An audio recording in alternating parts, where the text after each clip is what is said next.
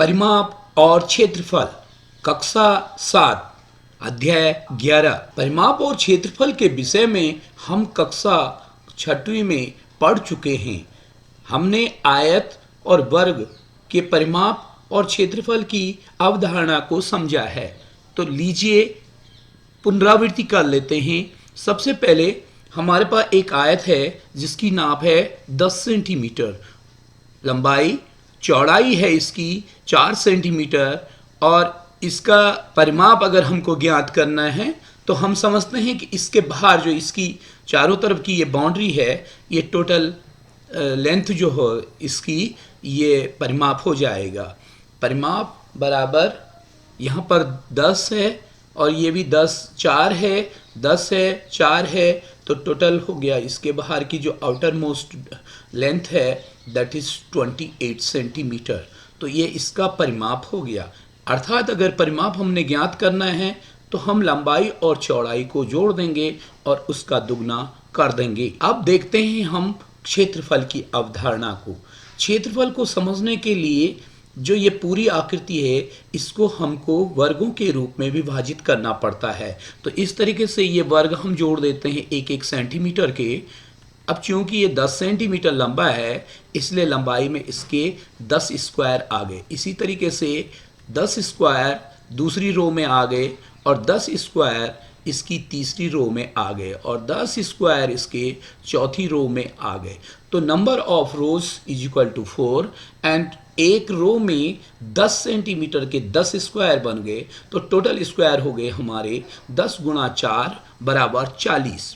तो इसका क्षेत्रफल हो गया 40 सेंटीमीटर स्क्वायर, यानी 40 सेंटीमीटर वर्ग सेंटीमीटर। यहाँ पर ध्यान दें क्षेत्रफल की इकाई में हम वर्गों में बोलते हैं। तो इस तरीके से क्षेत्रफल के निकालने के लिए आयत का क्षेत्रफल जब हमको निकालना होता है तो लंबाई को चौड़ाई से गुणा कर देते हैं तो आयत का क्षेत्रफल प्राप्त हो जाता है। परिमाप एक बंद आकृति के चारों ओर की दूरी होती है।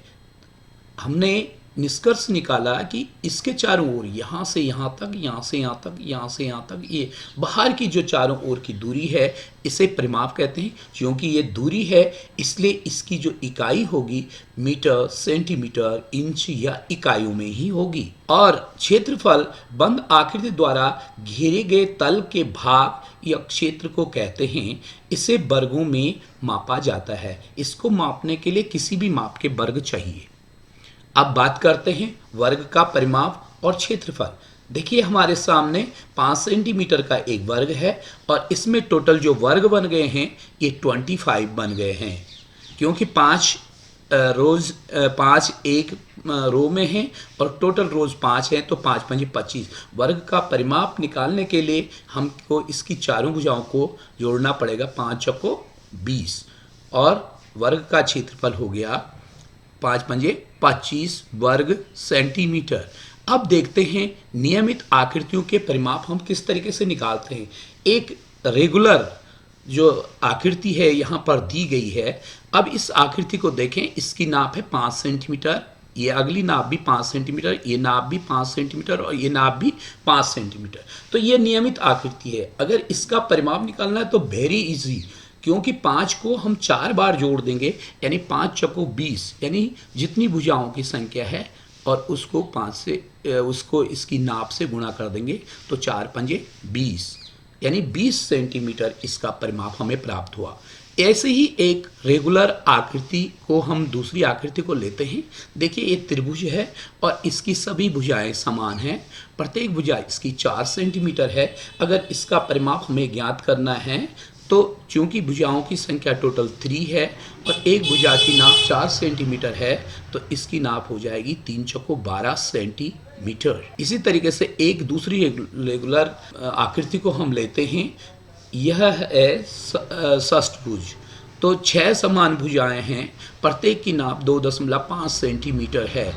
तो इसका जो परिमाप होगा 6 गुणा 2.5 बराबर 15 सेंटीमीटर हो जाएगा। इसी तरीके से एक दूसरी रेगुलर आकृति को लेते हैं जिसकी पांच भुजाएं हैं और पांचों भुजाएं बराबर है, ये समपंचभुज हो गया, रेगुलर आकृति हो गई। क्योंकि इसकी सारी भुजाएं एक समान हैं तो इसका परिमाप निकालना बड़ा सरल है कि 5 गुणा 2 कर देंगे तो इसका परिमाप हो जाएगा 10 सेंटीमीटर।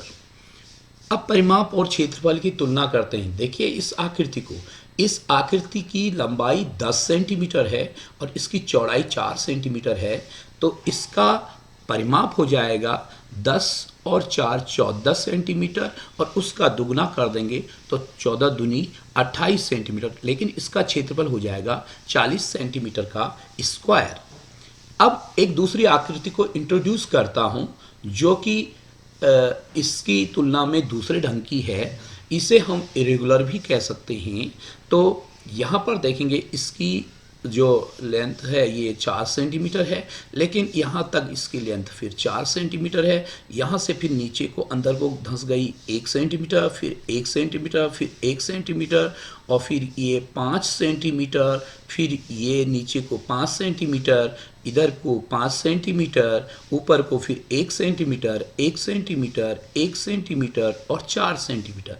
तो इसका कुल परिमाप हो गया 32 सेंटीमीटर और इसका क्षेत्रफल अगर हम निकालते हैं तो देखेंगे यहाँ से यहाँ तक ये एक स्क्वायर बन गया, एक स्क्वायर बन गया जो कि 4 सेंटीमीटर लंबा, 4 सेंटीमीटर चौड़ा, तो 4 चौको 16 वर्ग इसमें है और 5 चौको 20 वर्ग इसमें है। 16 और 20 हो गया 36 और 2 वर्ग यहाँ पर बने हुए हैं, टोटल इसमें वर्गों की संख्या 38। तो इसका क्षेत्रफल हो गया 38 सेंटीमीटर स्क्वायर। आगे बात करते हैं एक दूसरे इरेगुलर शेप की। यहाँ पर देखेंगे इस आकृति में भी 4 सेंटीमीटर है, लेकिन यहाँ से 2 बॉक्सेज ये हटा दिए गए हैं।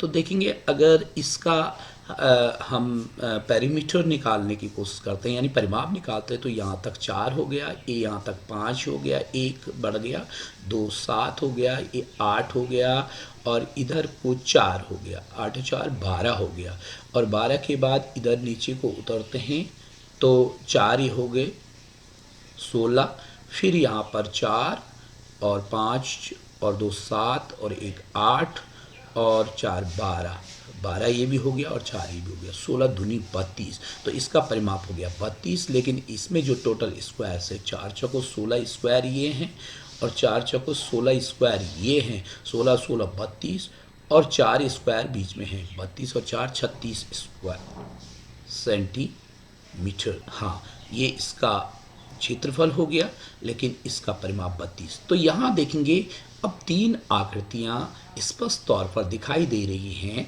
पहले का परिमाप 28 सेंटीमीटर है तो उसका क्षेत्रफल 40 सेंटीमीटर स्क्वायर है। दूसरी आकृति को देखेंगे, मिलती जुलती आकृति है लेकिन उसका जो परिमाप निकल रहा है वो 32 सेंटीमीटर है और इसका क्षेत्रफल 38 सेंटीमीटर स्क्वायर है। यहाँ 32 सेंटीमीटर परिमाप है, समान परिमाप है, लेकिन उसके बावजूद क्षेत्रफल 36 सेंटीमीटर स्क्वायर है। तो यानी परिमाप और क्षेत्रफल को सीधे सीधे तुलना नहीं की जा सकती कि यदि परिमाप अधिक होगा तो क्षेत्रफल अधिक होगा, या परिमाप कम होगा तो क्षेत्रफल कम होगा, या परिमाप बराबर होगा जैसे इन दोनों में है 32 सेंटीमीटर तो इनका क्षेत्रफल भी बराबर होगा, ये कोई ज़रूरी नहीं है। आगे बढ़ते हैं, प्रश्नावली 11.1 का पहला प्रश्न ले रहे हैं हम। एक आयताकार भूखंड की लंबाई और चौड़ाई क्रमशः 50 मीटर और 300 मीटर है। देखेंगे एक आयताकार भूखंड है जिसकी लंबाई 500 मीटर और इसकी चौड़ाई 300 मीटर है। हमें ज्ञात करना है भूखंड का क्षेत्रफल, भूखंड का मूल्य यदि 1 मीटर स्क्वायर का मूल्य ₹10,000 है तो सबसे पहले हमारे पास लंबाई 500 मीटर है, चौड़ाई हमारे पास 300 मीटर है और आयताकार भूखंड का हमने क्षेत्रफल निकालना है। तो हम निकालेंगे 500 गुणा 300, क्योंकि लंबाई 500 है, 300 तो टोटल वर्ग बन जाएंगे 5 तिया 15 और 15 के पीछे 4 जीरो यानी 1,50,000 मीटर स्क्वायर इस भूखंड का क्षेत्रफल हो जाएगा। अब आगे बढ़ते हैं। 1 मीटर स्क्वायर का मूल्य हमको दे रखा है 10,000 रुपये, तो हमें प्राप्त करना है 1,50,000 मीटर स्क्वायर का मूल्य, तो ये हो जाएगा 1,50,000 गुणा 10,000 बराबर 1,000 लाख करोड़ अरब, 1,50,00,000,000 रुपए इसका मूल्य हो जाएगा। तो इस तरीके से इस प्रश्न को हम कर लेंगे। आगे बढ़ते हैं अगले प्रश्न की ओर। एक वर्गाकार पार्क का क्षेत्रफल ज्ञात कीजिए जिसका परिमाप 320 मीटर है। तो देखेंगे इसका परिमाप 320 मीटर है और इसका हमने क्षेत्रफल निकालना है। ये परिमाप 320 मीटर है। वर्गाकार पार्क का परिमाप बराबर 4 गुना भुजा होता है, यानी भुजा को 4 से गुणा कर देंगे तब परिमाप निकालते थे हम। तो वर्गाकार परिमाप की भुजा हो जाएगी 320 भागा 4। अगर इसको 4 से भाग कर देंगे तो इसकी भुजा आ जाएगी 80 मीटर। तो इसकी भुजा 80 मीटर हो गई। आगे बढ़ते हैं। वर्गाकार पार्क का हमें क्षेत्रफल की जानकारी है कि भुजा का वर्ग होता है, यानी भुजा को भुजा से गुणा कर देंगे तो इसका क्षेत्रफल निकल जाएगा। अब क्योंकि हमें इसका क्षेत्रफल निकालना है इसलिए वर्गाकार पार्क का क्षेत्रफल बराबर 80 गुणा 80, यानी 80 इसकी लंबाई है, चौड़ाई भी इसकी 80 है, तो 80 को 80 से गुणा कर देंगे बराबर 6,400 मीटर स्क्वायर। आगे अगले प्रश्न की ओर बढ़ते हैं। एक आयताकार भूखंड की चौड़ाई ज्ञात कीजिए यदि इसका क्षेत्रफल 440 मीटर स्क्वायर है और लंबाई 22 मीटर हो, इसका परिमाप भी ज्ञात कीजिए। अब देखेंगे हमारे पास A इज इक्वल टू, यानी जो इसका एरिया है वो 440 मीटर स्क्वायर है और इसकी लंबाई 22 मीटर है। तो अब देखते हैं आयताकार भूखंड का क्षेत्रफल। एरिया दे रखा है हमारे पास 440 मीटर स्क्वायर, भूखंड की लंबाई L is equal to 22 metre. हमें भूखंड की चौड़ाई निकालनी है और भूखंड का परिमाप ज्ञात करना है। अब आगे बात करते हैं। आयत का क्षेत्रफल बराबर होता है लंबाई गुणा चौड़ाई, यानी L इंटू बी को अगर मल्टीप्लाई कर देंगे तो इसका क्षेत्रफल निकाल देंगे। लेकिन हमारे पास आयत का क्षेत्रफल दिया है तो आयत की चौड़ाई निकालने के लिए क्षेत्रफल में लंबाई का भाग दे देंगे। तो क्षेत्रफल इसकी चौड़ाई हो जाएगी 440 भागा 22। तो अगर 22 से 440 में भाग करते हैं तो 22 दूनी 44 होता है और एक शून्य है, तो हमें प्राप्त होता है इसकी चौड़ाई 20 मीटर। आगे ये चौड़ाई हमने 20 मीटर लगा दी है। अब इसकी लंबाई 22 मीटर है, इसकी चौड़ाई 20 मीटर है। तो भूखंड का परिमाप हो जाएगा 2 इंटू L प्लस बी, यानी लंबाई और चौड़ाई को जोड़ देंगे और उसका दुगना कर देंगे। तो 22 में 20 जोड़ देंगे तो 22 में 20 जोड़ने पर 42 प्राप्त होता है और 42 को 2 से मल्टीप्लाई कर देंगे तो 84 प्राप्त हो गया। तो 84 मीटर इसका परिमाप हो गया। तो हमें आयताकार भूखंड की चौड़ाई 20 मीटर और इसका जो परिमाप है वो प्राप्त हो गया है 84 मीटर। तो ये हमारा उत्तर हो जाएगा। अब हम लेते हैं एक प्रश्न। एक आयताकार सीट का परिमाप 100 सेंटीमीटर है। यदि लंबाई 35 सेंटीमीटर है, इसकी चौड़ाई और क्षेत्रफल ज्ञात कीजिए।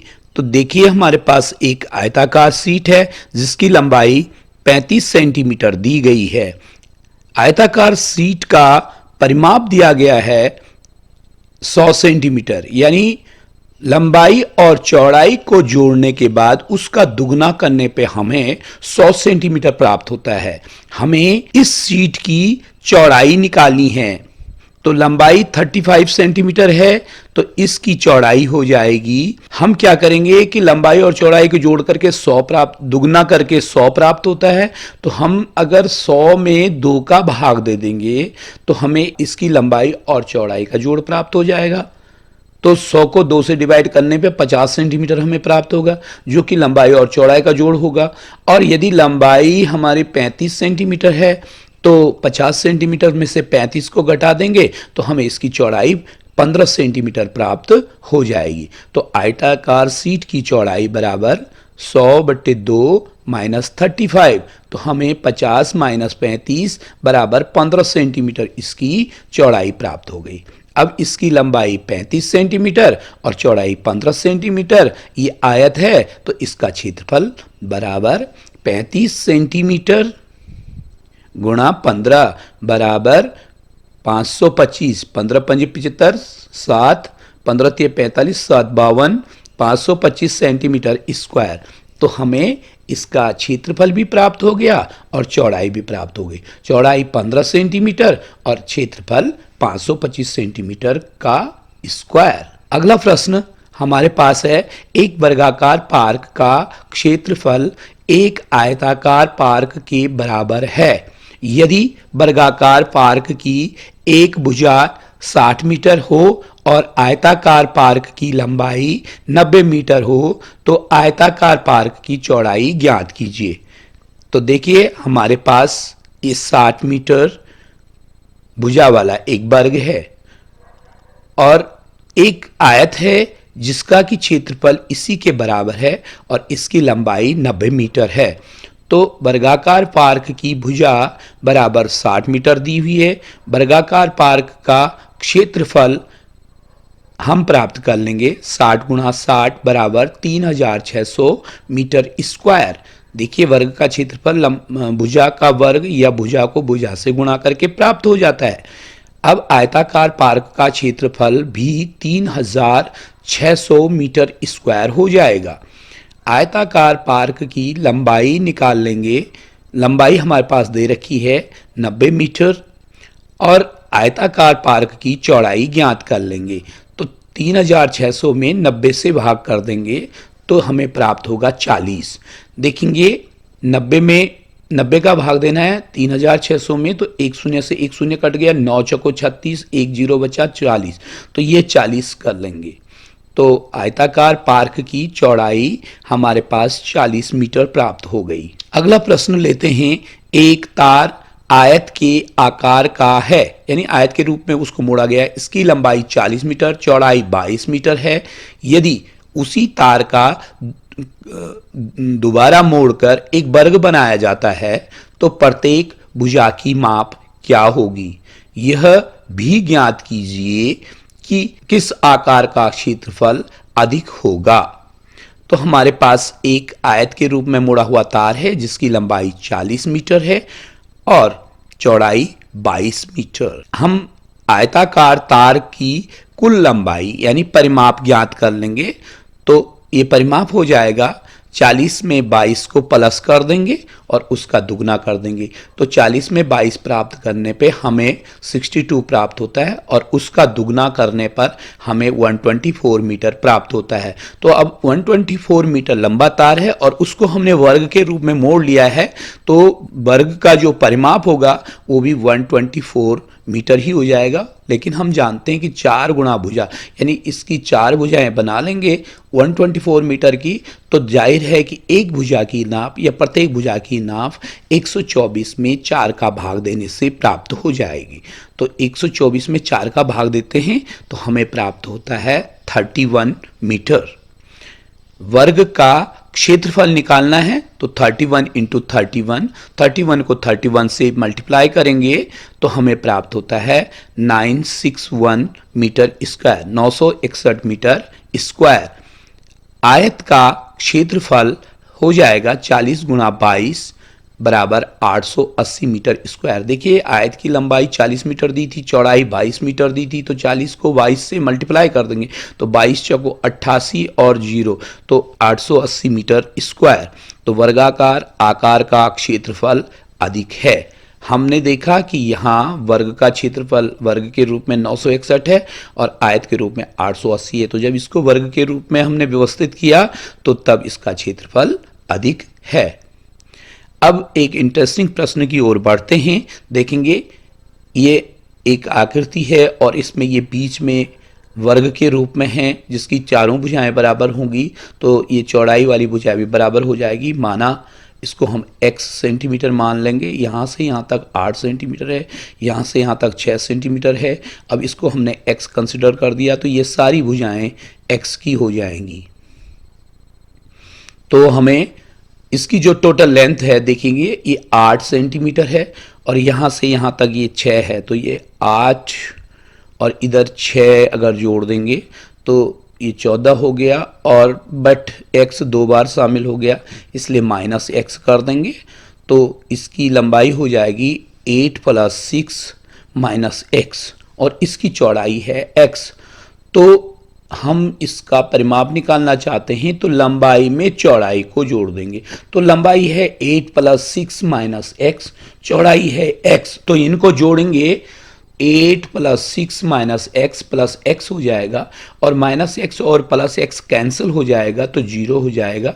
तो ये 14 सेंटीमीटर लंबाई और चौड़ाई का जोड़ 14 सेंटीमीटर हो जाएगा, और परिमाप निकालने के लिए उसका दुगना करेंगे हम, तो 14 दूनी 28 सेंटीमीटर 28 सेंटीमीटर हमें इस आकृति का परिमाप प्राप्त हो जाएगा।